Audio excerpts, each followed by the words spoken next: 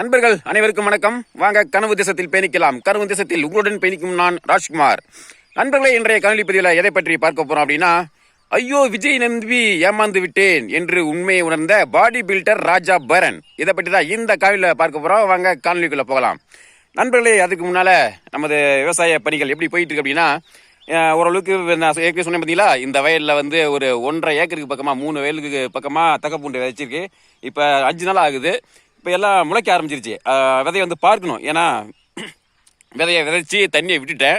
அதுக்கப்புறம் விதை எந்த அளவுக்கு முளைச்சிருக்குது அப்படிங்கிறத பார்க்கணும். பார்த்தீங்கன்னா ஓரளவுக்கு முளைச்சிருக்கு. ஏன்னா ஒரு விதையை பார்த்தீங்கன்னா முளைக்காமல் போயிடும். அந்த விதை சரியில்லாமல் சுத்து விதையாக இருந்துட்டு அந்த மாதிரி பார்த்தீங்கன்னா முளைக்காமல் போயிடும். இப்போ பார்த்தீங்கன்னா கிட்ட காமிக்கிறேன். பார்த்தீங்கன்னா விதையெல்லாம் முளைச்சிருக்கு, நல்லா நிறையாவே முளைச்சிருக்கு. ஓரளவுக்கு பரவாயில்ல. ஏன்னா நிறைய பேர் வந்து விதை வாங்கிட்டு வந்து விதை சுத்த போயிட்டு விதை வந்து சரியாக முளைக்கல அப்படிங்கிற மாதிரிலாம் திரும்பவும் புதுசாக வாங்கிட்டு வந்து 2வது இரட்டிப்பு செலவு, திரும்பவும் வந்து விதை விதைச்சி திரும்ப ஓட்டி அந்த மாதிரிலாம் ஆயிரும். அதனால நம்ம விதைக்கிறது முக்கியம் இல்லை, விதை சரியாக முளைச்சிருக்குதா அப்படிங்கிறத பார்க்கணும். இது எதுக்கு அப்படின்னா, அடுத்து நஞ்சை ஓட்டுறதுக்கு. இப்போ வேற எந்த ஒரு பயிர் பண்ணாலும் அடுத்தது வந்து எங்களுக்கு வெங்காயம் தான் முக்கியமான பயிர். வேற எந்த பயிர் பண்ணாலும் அடுத்தது வெங்காயத்துக்கு நல்லா வராது. இப்போ பார்த்தீங்கன்னா பக்கத்தில் பார்த்தீங்கன்னா கடலை போட்டிருக்காங்க. அதுக்கப்புறம் இன்னும் அந்த பக்கம் பார்த்தீங்கன்னா கொஞ்சம் தூரமாக தெரியுது. அங்கெல்லாம் பார்த்தீங்கன்னா முத்துசோளம் போட்டிருக்காங்க. இதெல்லாம் பார்த்தீங்கன்னா இந்த பயிரெலாம் பண்ணால் அடுத்தது எங்களுக்கு வந்து வெங்காயம் ஒழுங்காக வராது. நஞ்சை ஓட்டினா அடுத்து திரும்ப வெங்காயம் வந்து எங்களுக்கு நல்லா ராசி வரும். அதனால தான் இந்த மாதிரி தக்கப்பூண்டு வச்சு நஞ்சை ஓட்டுறது. அந்த தக்கப்பூண்டு விதைச்சி நஞ்சை ஓட்டினா தான் எங்களுக்கு வந்து பயிர் வந்து தெளிஞ்சு நல்லா வரும். அதுக்கு என்ன காரணம்னா, ஏற்கனவே நான் சொன்னது தான், நிறைய ரசாயன உரம், ரசாயன பூச்சி மருந்து இந்த மாதிரிலாம் நான் பயன்படுத்தி கடந்த 20-25 வருஷமாக பண்ணிட்டு இருக்கிறதுனால மண் வளம் வந்து கெட்டு போச்சு. அதனால திரும்ப நான் இந்த வருஷம் என்ன பண்ணியிருக்கேன், இனிமேல் வந்து ரசாயன உரம், ரசாயன பூச்சி மருந்து இதெல்லாம் வந்து தவிர்த்துட்டு இயற்கை வழிக்கு மாறணும் அப்படிங்கிற மாதிரி முயற்சி எடுத்துக்கிட்டு இருக்கேன். விரைவில் ஒரு நாட்டு மாடு ஒன்று வாங்க போகிறேன். நான் ஏற்கனவே சொல்லியிருந்தேன்.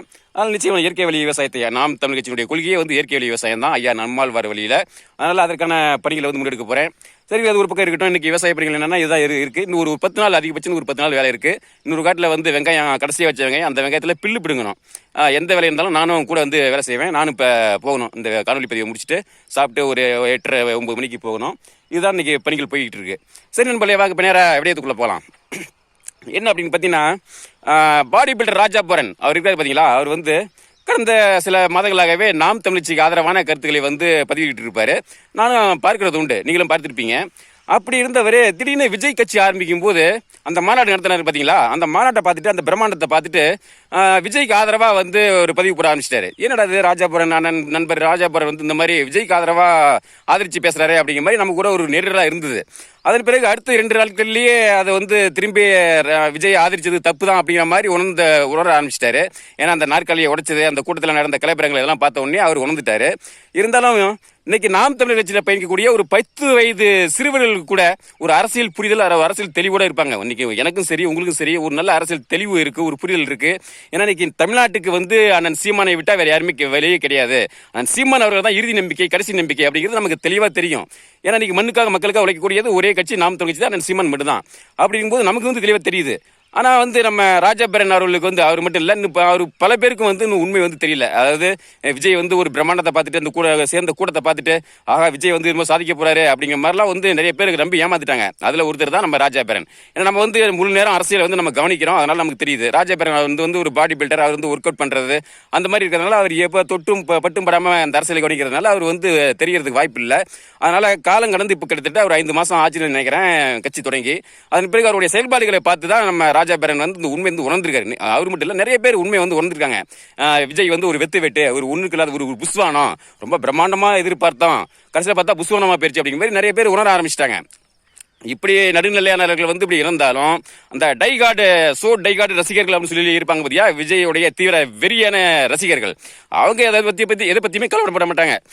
எதை என்னாலும் சரி எனக்கு வந்து தளபதி தான் வந்து விஜய் தான் அடுத்த முதல்வர் அப்படிங்கிற மாதிரி அவங்க வந்து கண்மூடித்தனமாக இருப்பாங்க. அவங்கள ஒன்றுமே பண்ண முடியாது.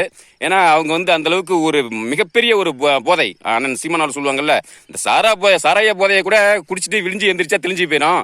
இந்த மத போதை, சாதி போதை, இந்த ரசிக போதை இருக்கு பார்த்தீங்களா, இது வந்து தெளிவே தெரியாது அப்படிங்கிற சொல்லுவாங்க பாரு. அந்த மாதிரி போதையில் இருக்காங்களோ ஒன்றும் பண்ண முடியாது. அதனால தாமதமாக தெரிஞ்சிட்டாலும் நம்ம ராஜா பேரன் வந்து உண்மையை உணர்ந்துக்கிட்டாரு.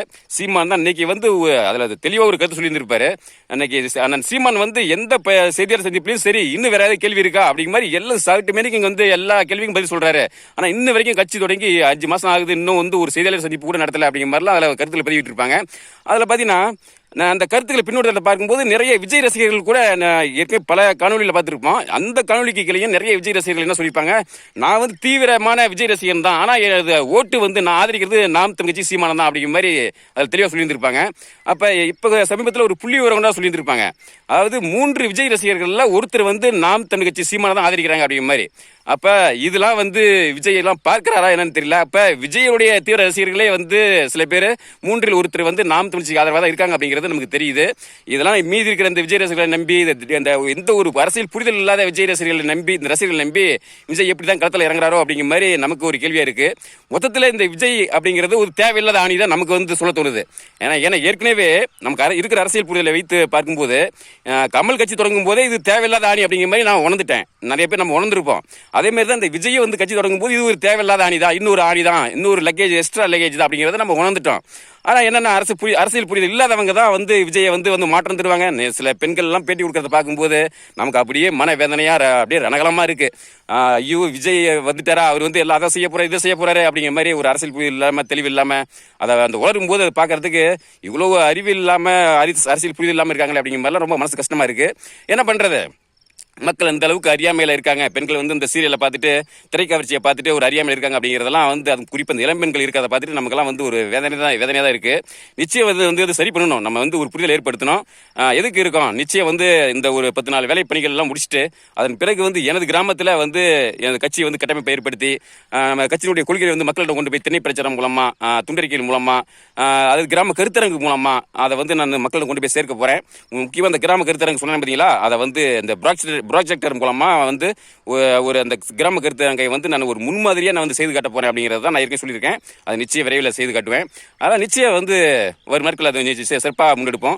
சரி நண்பர்களே, இந்த விவசாய பணிகளுக்கு மத்தியில் வேலைகளுக்கு மத்தியில் இந்த ஒரு தகவலை வந்து உங்களோட பகிர்ந்து கொள்ளணும் அப்படிங்கிற சொன்ன இந்த காணொலி பதிவு. அதனால இந்த ராஜாபரன் உணர்ந்த மாதிரி நிறைய பேர் வந்து இந்த விஜயனுடைய அரசியலை வந்து உணர்வாங்க. அதே மாதிரி அண்ணன் சீமானவர்களுடைய உண்மையான அரசியலை உணர்வாங்க. நிச்சயம் நாம் தமிழ்ச்சிக்கு ஆதரவாக மக்கள் வந்து வருவாங்க. அதற்காக நாமளும் நம்ம முயற்சியிலையும் நம்ம செயல்பாடுகளையும் வந்து முன்னெடுக்கணும் அப்படிங்கிறத கேட்கிறேன். அதற்காக நமது கட்சி உறவுகள் பொறுப்பாளர்கள் வந்து அனைவரும் ஒருங்கிணைந்து செயல்படணும். 2027 நாம் தமிழ் கட்சி வந்து மிகப்பெரிய ஒரு வளர்ச்சியை அடைய செய்து வெற்றி பெற செய்யணும் அப்படிங்கிறத நமது நோக்கம், இலக்கு. அதை நோக்கி நம்ம நகர்வோம்.